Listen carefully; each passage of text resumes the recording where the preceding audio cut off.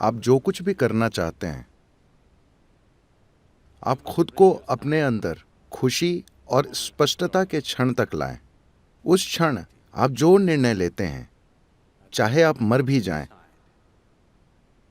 आपको वही करना चाहिए। जब भी आपकी भावनाओं में उतार चढ़ाव आता है, आपका मन कई चीजें कहता है, ये महत्वपूर्ण नहीं है। वो आज एक बात कहता है, सुबह एक बात, शाम को कुछ और। वो आज एक बात कहता है और कल दूसरी बात। ये कोई महत्व नहीं रखता। स्पष्टता के क्षण में मैं खुशी कह रहा हूं, क्योंकि जब आप खुश होते हैं तो आप बाध्य नहीं होते। जब आप बहुत खुश और स्पष्ट होते हैं, उस समय अगर आप चीजों को देखते हैं और सोचते हैं कि हाँ, ये करना मेरे लिए बेहतर होगा, बस वही करें, फिर चाहे वो नर्क जैसा ही लगे।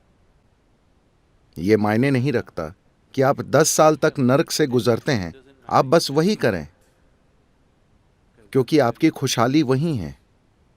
जब आप बाध्यता के अलग अलग स्तरों पर होते हैं, उस समय अगर आप निर्णय लें कि किधर मुड़ना है, तो आप अंतहीन रूप से खो जाएंगे।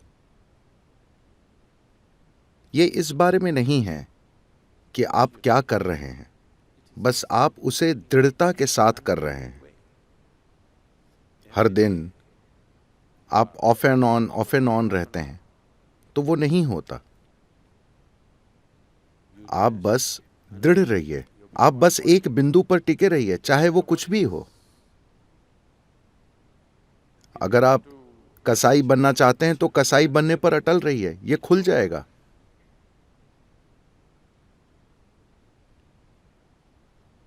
एक क्षण के लिए भी ढुलमुल मत बनिए। आपने स्पष्टता और खुशी के क्षण में जो निर्णय लिया है, बस उस पर टिके रहिए, जरा सा भी हिले डुले बिना। उससे आपको कोई वंचित नहीं कर सकता। हर दिन जब आपके विचार और भावनाएं इधर उधर उड़ते रहते हैं, आप अपना मन बदलते रहते हैं, आप गोल गोल घूमते रहेंगे, अंतहीन रूप से गोल गोल घूमते रहेंगे। क्योंकि जो अक्सर दिशा बदलता है, साफ है कि उसे कहीं भी जाने में दिलचस्पी नहीं है, है ना?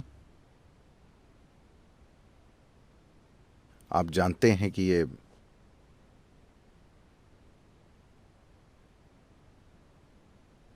ये दुनिया गोल है, इसलिए आप किस दिशा में जाते हैं ये मायने नहीं रखता। जब तक कि आप दिशा बदले बिना चलते रहते हैं, आप सफर को पूरा करेंगे, है ना? आप यात्रा पूरी करेंगे, है ना?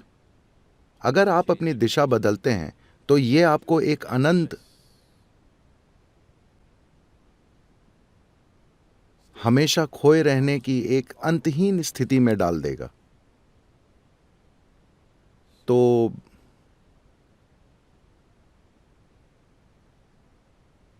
अगर आप वहां होना चाहते हैं, वहां रहिए, कोई समस्या नहीं है। आप यहां होना चाहते हैं, यहां रहिए। रोज रोज अपना मन मत बदलिए, सुबह एक और शाम को दूसरी ओर। आप अपने लिए और अपने आसपास हर किसी के लिए एक यातना है। जो लगातार अपना मन बदलता रहता है, वे अपने और अपने आसपास हर किसी के लिए एक यातना है ना?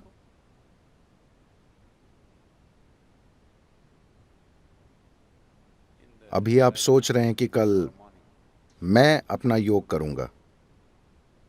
कल सुबह Dong at 5 o'clock in the morning. सुबह 5 बजे सुनते हैं। मैं रोज उसे सुनता हूं। मुझे नहीं पता कि आप में से कितने लोग उसे सुनते हैं। जैसे ही वो डोंग होता है, शायद हमें ड्रम बजाना चाहिए।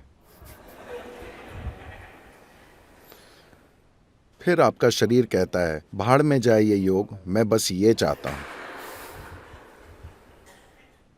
वो बदलता रहता है। प्राथमिकताएं बदलती बदलती बदलती रहती हैं। जीने का एक और तरीका है,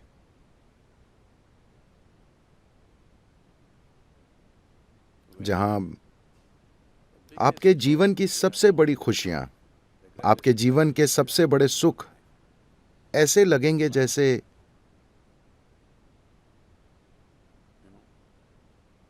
एक चींटी के सुख की तरह लगेंगे। ये जीव इसमें सक्षम है।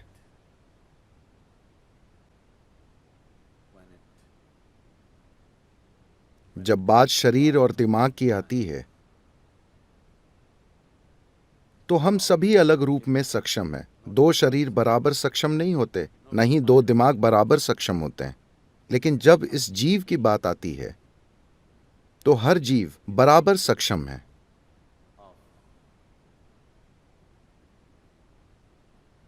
अपने भीतर अस्तित्व को समेटने में। वैज्ञानिक कहते हैं कि यह लगातार फैल रहा है, उसे कैसे समेटना है, यही सारी सुंदरता है।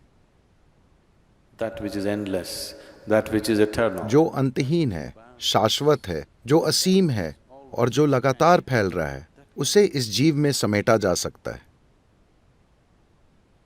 इस मामले में दो जीव अलग अलग क्षमतावान नहीं होते, हर जीव बराबर सक्षम होता है। ऐसा इसलिए नहीं होता क्योंकि आप दिशा बदलते रहते हैं। जब भी आपको एक छोटा सा कोना मिलता है जो आरामदेह है, आप वहीं रहने की कोशिश करते हैं। This so-called getting civilized has become a इस सभ्य होने की कोशिश ने आध्यात्मिक प्रक्रिया को बहुत बड़ा नुकसान पहुंचाया है।